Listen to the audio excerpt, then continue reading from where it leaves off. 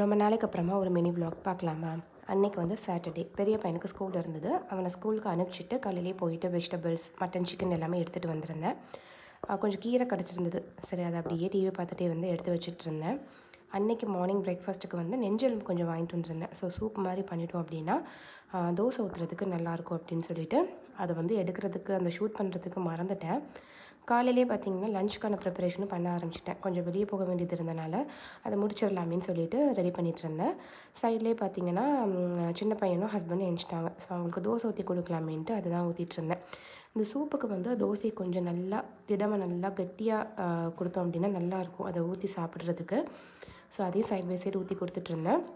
லஞ்சுக்கு வந்து தேங்காய் பால் சாதம், சிக்கன் கிரேவி, சிக்கன் ஃப்ரை தான். ஸோ ஃபஸ்ட்டு வந்து குழம்பு வச்சிடலாம் அப்படின்னு சொல்லிட்டு அதுக்கு தான் ரெடி பண்ணிகிட்ருந்தேன்.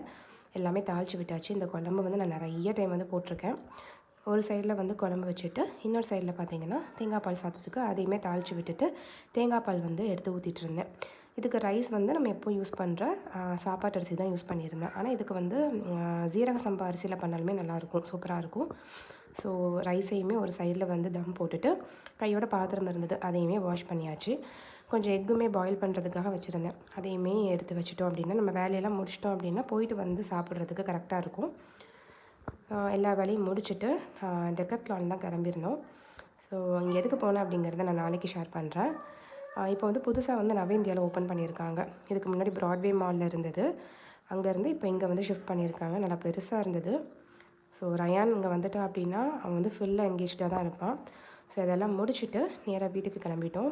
ஃபுட் எல்லாமே ரெடியாக இருந்தது அப்படிங்கிறதுனால சாப்பிட்டுட்டு அன்றைக்கி டே பார்த்திங்கன்னா அப்படி தான் போச்சு. பாய். அஸ்ஸலாமு அலைக்கும்.